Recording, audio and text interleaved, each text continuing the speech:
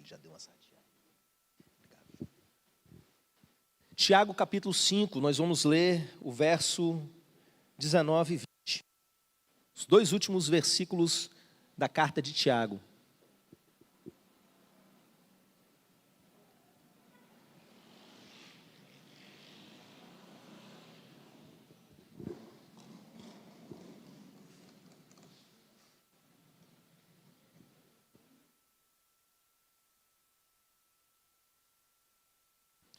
Amém? Tiago capítulo 5, a partir do verso 19, lemos assim: Meus irmãos, se algum entre vós se desviar da verdade e alguém o converter, sabei que aquele que converte o pecador de seu caminho errado salvará da morte a alma dele e cobrirá multidão de pecados. Amém, meus irmãos? Vamos orar mais uma vez?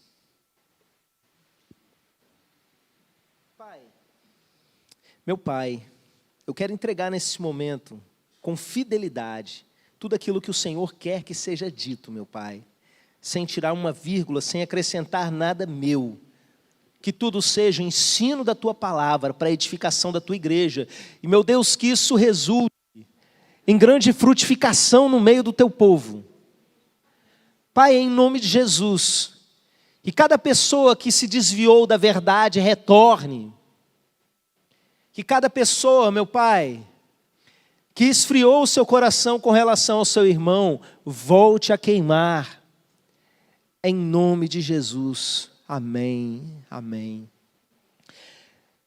Você tem aí na sua mão um livro que a gente chama de Bíblia. Bíblia, na verdade, é uma biblioteca. Você tem aí 66 livros.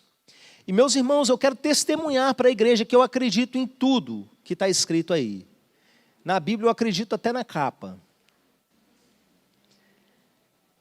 Por que eu acredito tanto na Bíblia? Primeiro, porque eu fui ensinado a crer quando eu era criança. Os meus pais, desde criança, me ensinaram. Primeira coisa, meu primeiro presente quando eu estava aprendendo a ler foi uma Bíblia. E que eu tinha ela até eu começar o meu ministério e dar ela para alguém que estava precisando, porque eu já tinha outras. E eu fui ensinado que aquilo era a palavra de Deus, e eu fui vivendo a minha vida como sendo a Bíblia a palavra de Deus. E eu conhecia Deus. E olha que legal, o Deus que age na minha vida, Ele age da mesma forma que a gente lê na Bíblia. Então só por aí eu já creio. Só por aí já é suficiente de saber, é verdade. Se a gente segue da maneira que está aqui, a gente fala com Deus, Ele responde a gente do mesmo jeito, do passado. Nós somos a continuidade daquela igreja lá do livro de Atos, com diferenças em cada tempo, mas a verdade do Evangelho é testificada diariamente nas nossas vidas, que esse livro é verdadeiro. E aí Deus me chamou para ser pastor, e além de estudar a Bíblia como um crente normal, já estudava. Eu comecei a aprender mais sobre ela, e fui descobrindo evidências e evidências, para aqueles que não tiveram, de repente, a oportunidade que eu tive de conhecer desde criança, de que a Bíblia é real. Eu olho na arqueologia, coisas sendo descobertas que vão apontando para fatos que os críticos da Bíblia achavam que era lenda. E personagens que só existiam na Bíblia, não tinham em outro lugar, começam a ser descobertos pela arqueologia. Eu tive o privilégio, Deus me deu mesmo de presente, a bênção de caminhar nas terras bíblicas. Eu rodei por alguns lugares de Israel, eu fui ao Egito, atravessei ali o deserto do Sinai, subi o Monte Sinai. E meus irmãos, eu tive o privilégio de enxergar alguns sítios arqueológicos e coisas que não tinha na minha biblioteca, nos livros que a gente lê a respeito da Bíblia, porque eram descobertas recentes. E todas elas apontando para a veracidade das Escrituras. Por que eu estou, antes de entrar no texto, falando isso para vocês entenderem a gravidade da situação. Porque a Bíblia mostra para a gente um caminho, uma direção, e o mundo está falando outra coisa completamente errada. E o mundo está dizendo que aquilo é o correto. Mas o correto do mundo não é o nosso correto. O mundo, por exemplo, olha com até alguma simpatia para várias religiões. E dizem que todos os caminhos são bons desde que você ajude o próximo. Mas, meus irmãos, quando você vai ver o que cada religião está pregando, são coisas completamente contraditórias àquilo que a Bíblia diz. A Bíblia diz uma coisa a respeito do nosso destino eterno. Tem religiões, meus irmãos, que não acreditam, dizem que acreditam na Bíblia, mas vão mudando um pedaço aqui, outro ali, e dizem que não existe inferno. E dizem que a palavra inferno é Geena ou Geena, que era um lixão que tinha do lado de fora da cidade de Jerusalém, onde todo o lixo era queimado lá. Então Jesus usava aquilo ali só como uma metáfora de destruição. Mas, meus irmãos, quando você vai vendo na Bíblia, essa metáfora de Jesus é aplicada à condenação de Satanás e seus demônios. Há um fogo que é eterno. E que não é o corpo que vai lá queimar, é a alma da pessoa que vai lá queimar. E para piorar a situação, a Bíblia diz que está todo mundo condenado. Que todos pecaram e estão destituídos da glória de Deus, que foi o assunto desde o início do nosso culto. O mundo está perdido, meus irmãos, e por mais legalzinha que seja uma pessoa, você olha, não, essa pessoa, ela não tem Jesus, mas ela é uma pessoa boa, ela faz coisas boas, presta atenção. Não há um justo sequer, todos pecaram.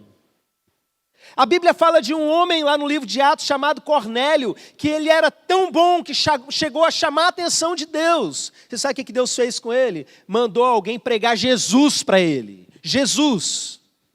Porque em nenhum outro nome há salvação. Deus mandou um presente para nós, que é a palavra dele. Deus mandou o maior presente de todos, que é Ele mesmo se fazendo gente, vivendo no nosso meio, o nosso Senhor Jesus. E meus irmãos, eu estou falando aqui para pessoas que ainda não caíram a ficha, que estão caminhando para o inferno.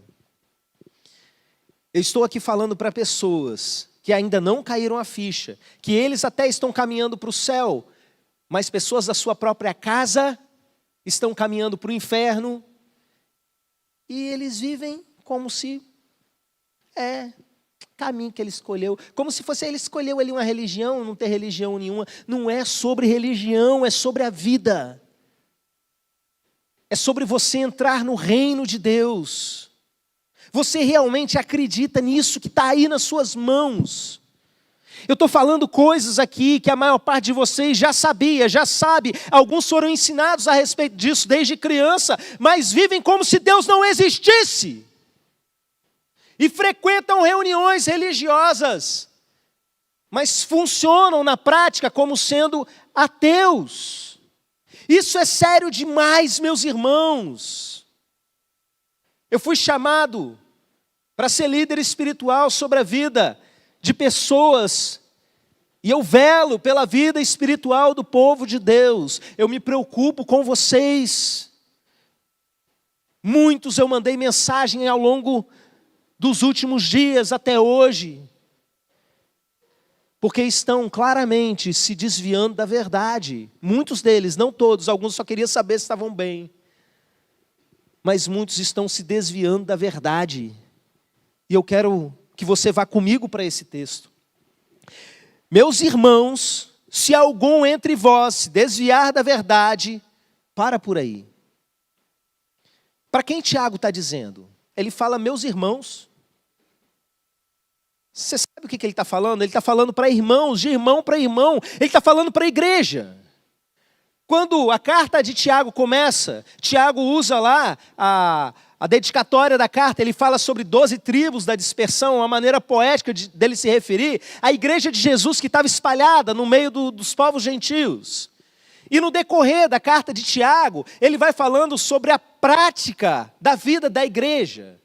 De detalhes até como a gente tratar os irmãos, quem é mais pobre, quem é mais rico. Se tiver alguém doente, faz isso que a gente fez agora há pouco. Tiago fala a respeito disso. De pegar o óleo, chamar a liderança da igreja, ungir com óleo e a oração da fé salvará o enfermo. Ele está falando coisas sobre o dia a dia da igreja. Então ele fala, meus irmãos, não está falando para os de fora, não está falando para quem não conhece Jesus, meus irmãos, se algum dentre vós, ou seja, do meio de vocês, se desviar da verdade. O que é desviar da verdade, igreja? Desviar da verdade não é você escorregar e cair no pecado. Desviar da verdade não é você, de repente, cometer um vacilo ou estar fraco na sua fé, ou seu coração nesse momento não está queimando como já queimou no passado, ou você estar desanimado das coisas de Deus. Desviar da verdade quer dizer, você tem um caminho, e esse caminho significa Jesus. E para andar nesse caminho, existe uma conduta que ele chamou, negue-se a si mesmo, tome a tua cruz e siga-me. E de repente alguém que está no meio da igreja, que tem todas as informações a respeito de Cristo, começa a andar fora do caminho, se desvia do caminho e deixa de viver para Cristo para viver para si. E começa a caminhar atrás dos seus próprios interesses e não se importa mais. Ele se desvia da verdade. E olha o que o texto diz, se algum entre vós se desviar da verdade e alguém o converter, presta atenção nesse pedaço. Uma pessoa que se desvia da verdade precisa se converter. Isso é sério. Eu falo isso muitas vezes aqui nessa igreja. Mas eu sinto que ainda não causa o impacto que precisava. Alguém que começa a seguir a Jesus, pensa que está seguindo a Jesus, e de repente deixa de andar de acordo com aquilo que Jesus ensinou. Essa pessoa, ela precisa se converter. Isso é muito sério. Quando eu toco nesse assunto, eu costumo citar um texto para os irmãos, mas hoje eu gostaria de ler esse texto na íntegra e a gente pensar um pouquinho a respeito dele. Abra sua Bíblia em Lucas 22, 31.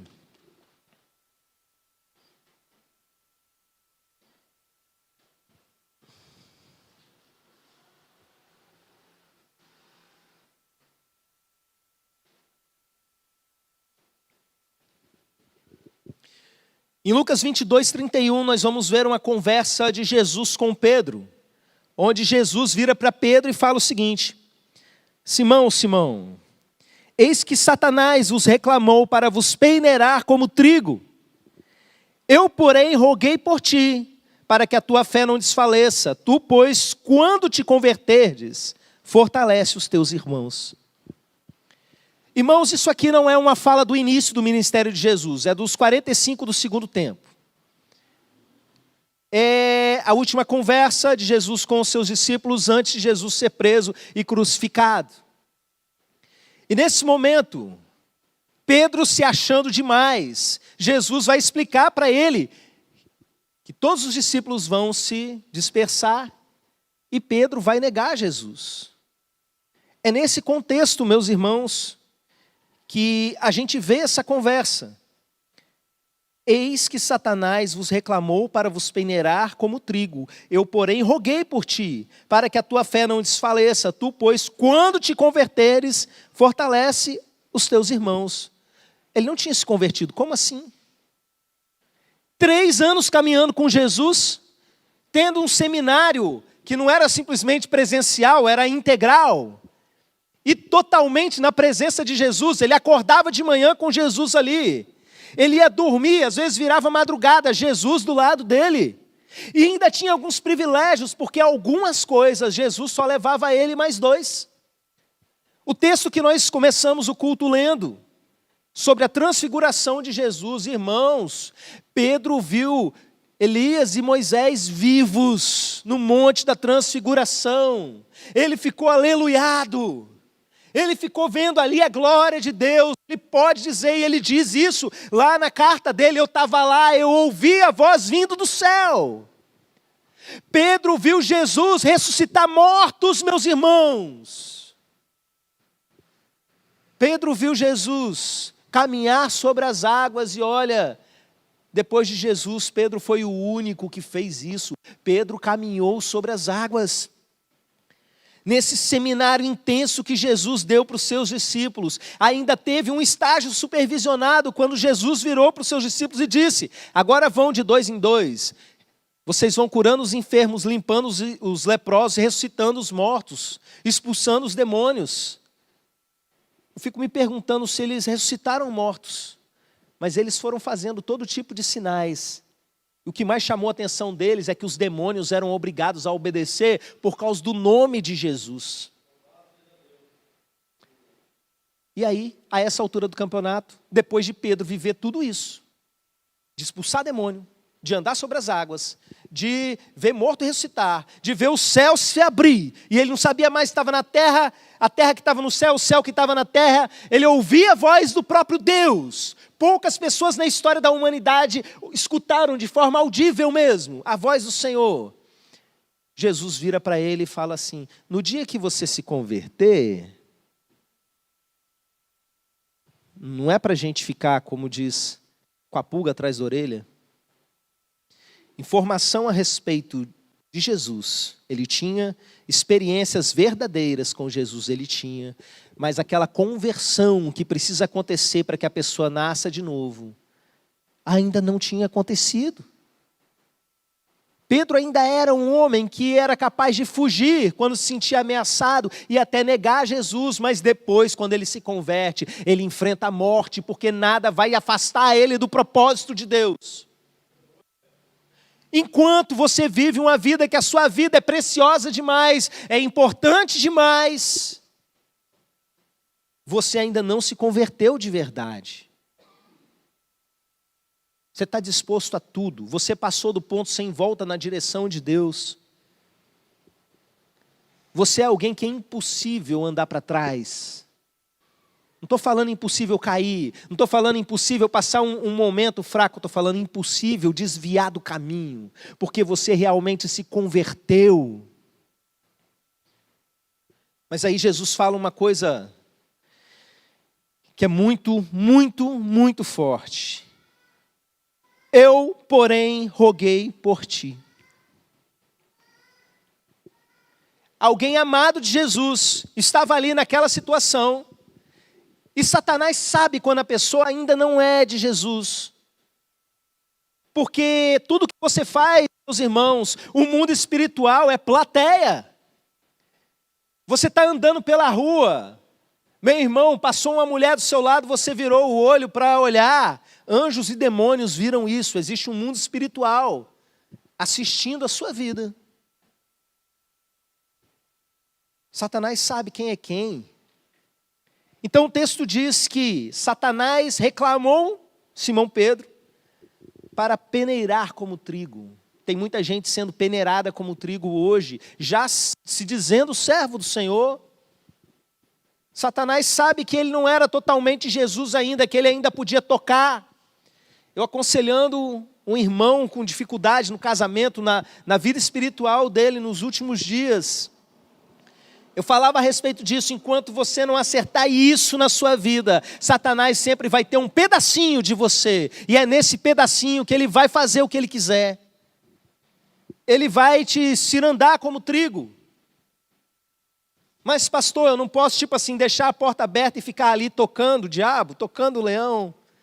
Falei, meu irmão, não é assim que funciona. Resolve a sua vida, resolve a sua vida. E Jesus diz, eu, porém, roguei por ti. Enquanto Satanás está tentando atacar a vida de uns, você sabe o que você pode fazer? Fazer o que Jesus nos ensinou aqui. Eu, porém, roguei por ti. Vamos repetir juntos? Eu, porém, roguei por ti. A pessoa, ela está desviada da verdade, mas ela tem um irmão que é irmão mesmo, que é crente de verdade. Essa pessoa vai rogar por ela. Vai rogar por ela. Olha, deixa eu falar para você que de repente se encontra nessa situação de alguém desviado da verdade, que está vivendo uma vida longe daquilo que Jesus disse que você tinha que viver. Dê muito valor quando alguém te chama para vir no culto. Dê muito valor quando um irmão de verdade vira para você e fala assim, eu estou orando por você. Dê muito valor quando alguém vira e fala: eu estou preocupado com a sua vida espiritual, porque essa pessoa está rogando por você. E você, meu irmão, não desista.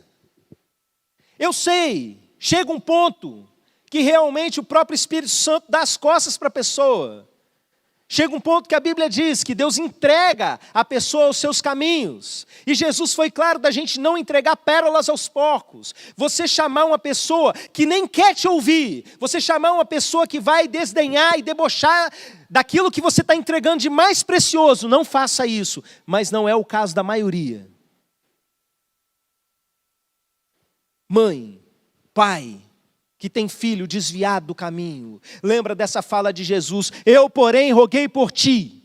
Você vê Satanás tentando cirandar com seus filhos dentro da sua casa.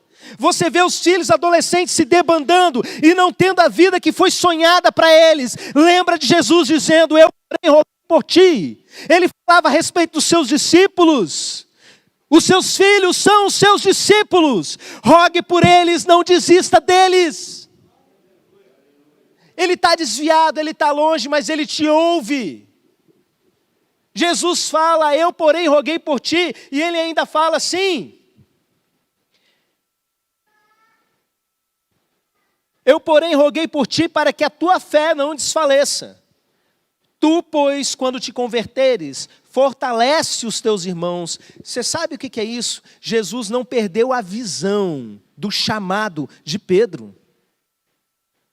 Jesus olha para um Pedro que ainda precisa se converter. E o que ele faz? Ele enxerga nele alguém que vai fortalecer os irmãos. Ele sabe que aquele homem foi escolhido por Deus para liderar uma igreja. Sabe que tem propósito na vida daquele homem, ele sabe que tem chamado na vida daquele homem, porque existe sobre todos nós. Olhe para os seus filhos, olhe para os seus irmãos que estão se desviando da verdade com um olhar de amor, sem perder a esperança. Olha, às vezes acontece o seguinte: um irmão se desvia da verdade e os outros, ao invés de orarem por ele, rogar por ele, e continuar enxergando o chamado, sabe o que fazem? Jogam pedra. E às vezes o irmão fica até com vergonha de vir para a igreja. Porque a palavra que foi dada não foi uma palavra de resgate, foi uma palavra de fofoca. Você viu como é que está a irmã fulana? Você viu como é que está fulano de tal? Não é um gesto de amor. Não é um gesto de amor. Olhe para essa pessoa como Jesus olha. Alguém que tem um chamado, alguém que foi chamado para ser seu irmão. É para você se doer, porque essa pessoa está tendo a sua alma levada para o inferno. E qual é o plano de Deus para alcançar essa pessoa? Como ouvirão se não há quem pregue? É você que Deus vai usar. É você que tem a amizade, que tem o amor, que tem o vínculo. É você. Vamos voltar para o texto de Tiago. Tiago 5,19.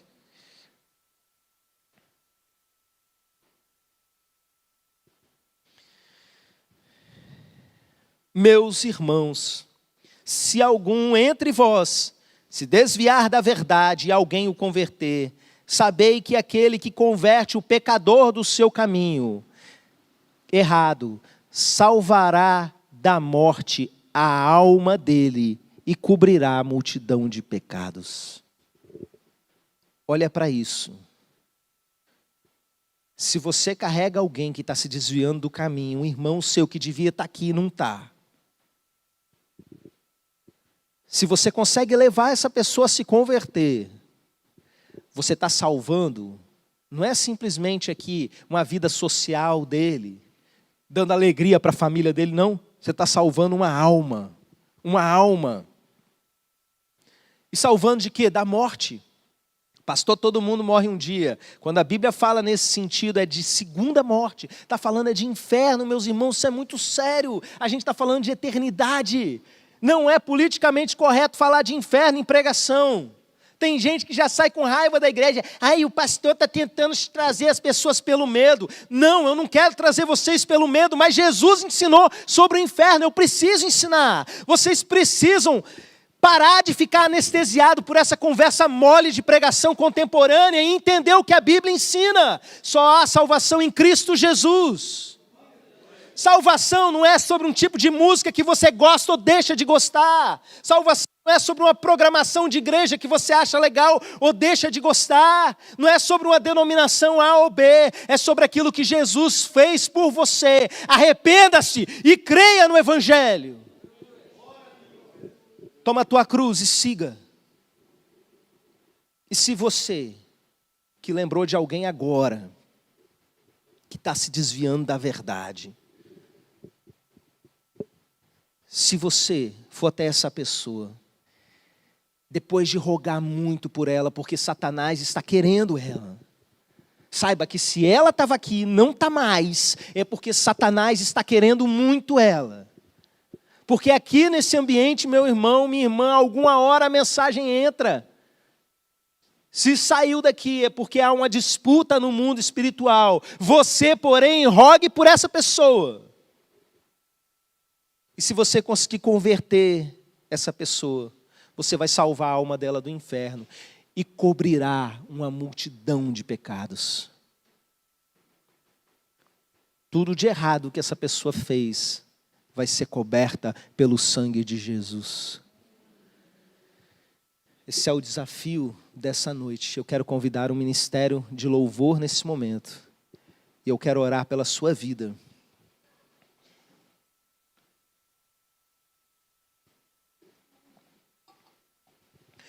Igreja, se coloque em pé.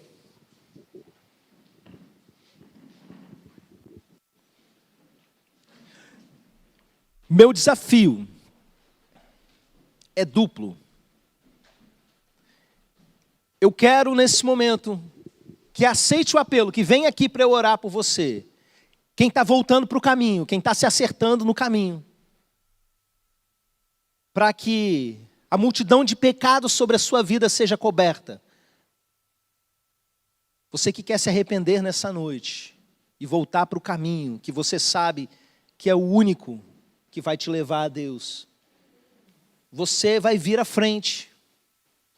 Entretanto, se você faz parte do outro grupo, você é alguém que está sofrendo nessa noite por alguém que se encontra distante do caminho do Senhor. Você é a pessoa que quer realmente rogar por essa pessoa. Rogar por ela, para ir atrás. Para que Satanás não venha vencer essa batalha. De repente você tem um filho, uma filha, um irmão de sangue, um amigo, um colega, alguém que é muito camarada seu, que você sabe que está indo embora, que a alma dessa pessoa está morrendo. Eu quero orar por você também, porque essa palavra dessa noite também é por você, para que você saia daqui fortalecido e determinado para ganhar esse irmão de volta para o caminho. Amém? Então, nesse momento, Ministérios de Louvor pode voltar a cantar a primeira canção e você pode vir à frente e a igreja toda vai orar por você. Vem, sai do seu lugar, entrega tudo nas mãos do Senhor.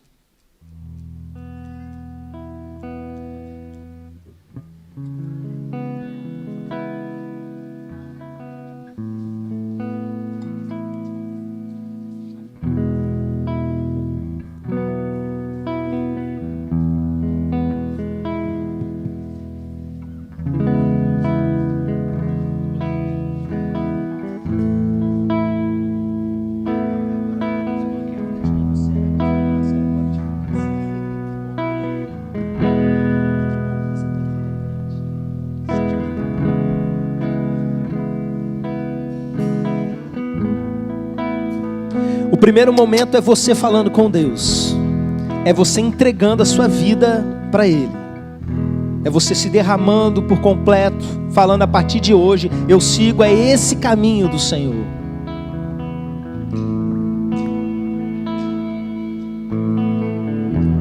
E se a sua decisão é por rogar por alguém, por lutar pela vida de alguém, começa a rogar agora, começa a lutar agora. Que irmão, que amigo, levanta.